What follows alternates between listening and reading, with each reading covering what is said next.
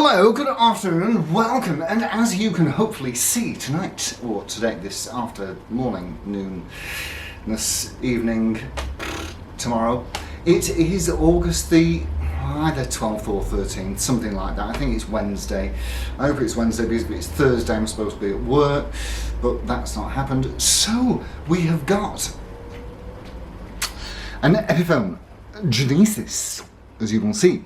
And Genesis, as we know, means the first of something, but actually this is the third iteration, so the word Genesis actually doesn't really, clinically speaking, work for this. So, I'm going to play a bit of a tune, you know, a bit of a listen, and then we'll look round it and ask why, amongst other things. But before we do have a listen to a tune, let's have a quick listen to the pickups on Noisy. The pickups are insane. The pickups are insane. The pickups are insane. So we are on the currently bridge pickup.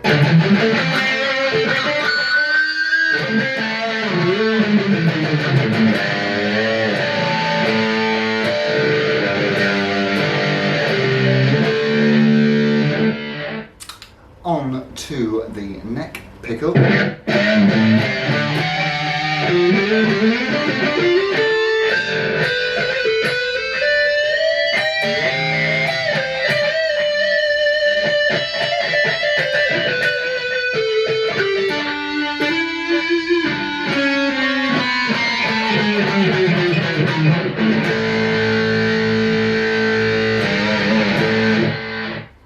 So much power. So I mean, really. So I don't know what they're putting out, but I'm guessing it's going to be banging on the door of 8. Anyways, so we'll have a listen to a tune now on the centre positione.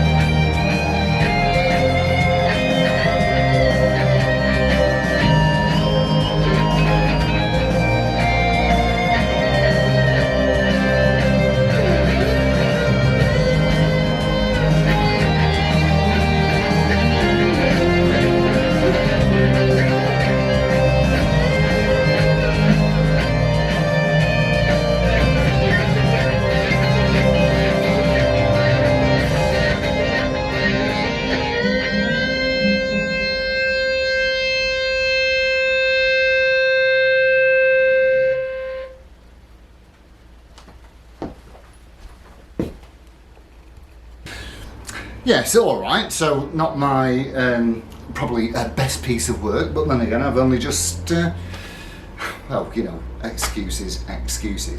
Nonetheless, you've got to hear what it sounds like within a musical setting, and that's the important thing. So we will have a listen to the pickups on clean, and then we'll have a walk around it and a bit of a talk about it. I find this one very interesting. So, clean. Here we are on the bridge or treble pickup.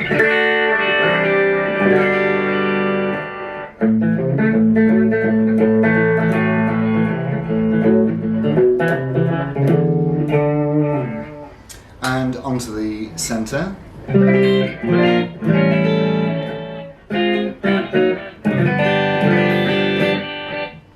And finally onto the neck or rhythm pickup.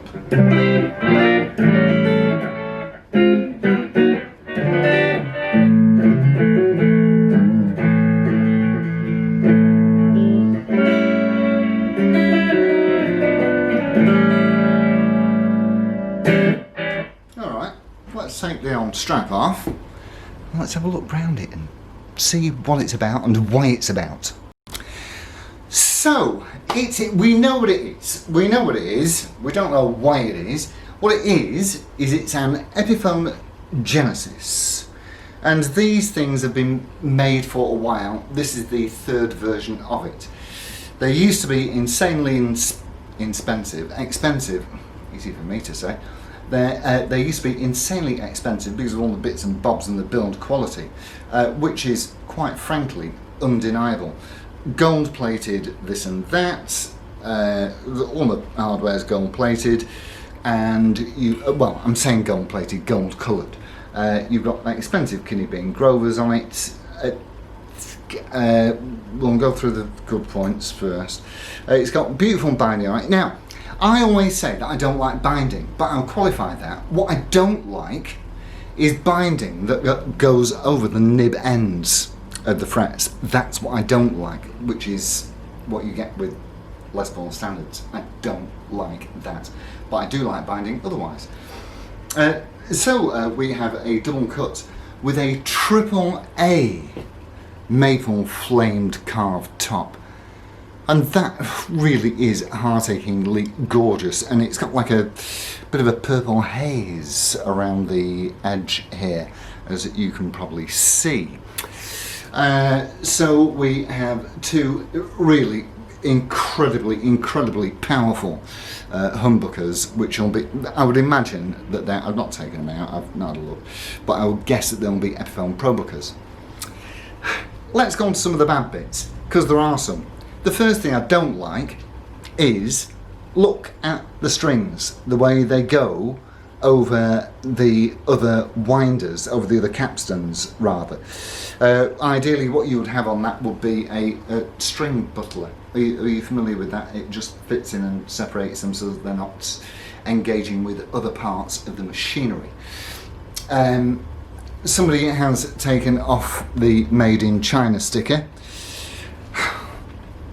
I don't know why, they're all made in China. Now apparently they were made in China and set up in the Epiphone factory in America. And if they were, whoever set this particular item up, now I actually have read this before, but it played like a dog's bottom. And obviously if you've played a dog's bottom before, then you'll know what I'm talking about. But it was horrid, it really was horrid. Now, what it tells you is in the spec that it's got 22 jumbo frets. What it doesn't tell you is the material. I suspect that these are stainless steel, because when I whistled it up, oh, and by the way, it plays beautifully now.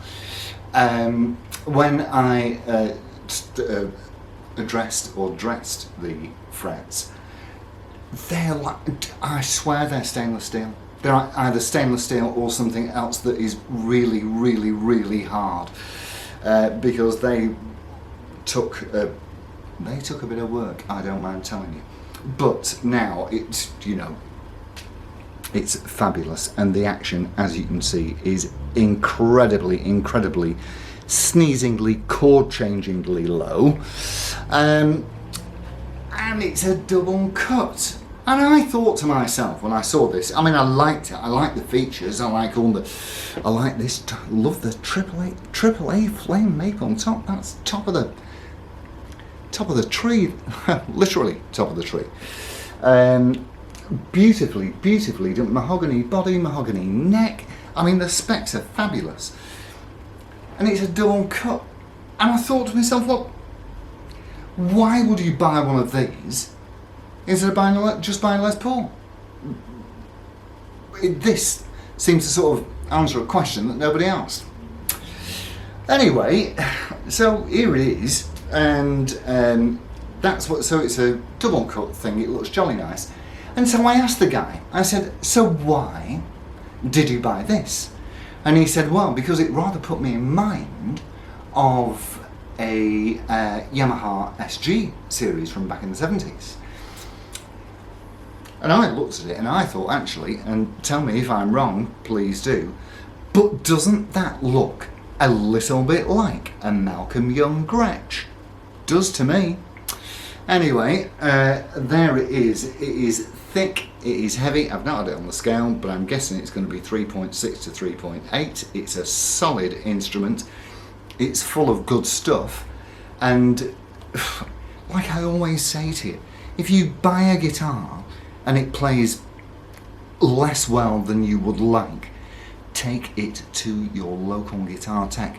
But get a price first. I recently encountered a chap who had been to a local tech and they charged him 50 quid for a restring and setup, and that is too much money. You should only be paying, really, even with a fret dresser and crown, you should still only be paying 30, 35 absolute max. And even if it needs a little bit of wiggling with the truss rod, it will not cost you 50 quid. And if you get quoted 50 quid, go elsewhere.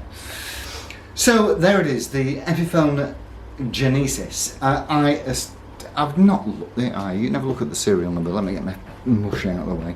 You can have a look at the serial number. You can have a Google at that if you wish and see where it came from. But I'm guessing it'll be the. Is it a U?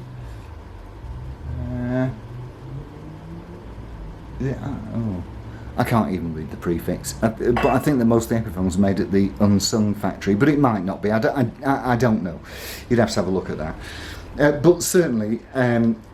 I think that this was considered to be Epiphone's flagship, and it does the business. There's no two ways about it. It's loud, it's powerful, it's terrific to play, and it has presence, and everything that's in there really is quality. Epiphone limited edition custom shop, and it does show. So yeah. Oh, and they're not. These are not expensive. They are really, really, really not expensive at all. So if you see one knocking about, recommended from me, definitely, providing you've had somebody who knows what they're doing setting it up, which, as I say, should only really cost you sort of 20, 30 quid, something like that, even with strings. So thanks all ever so much for watching, and it's adios from me. See you later.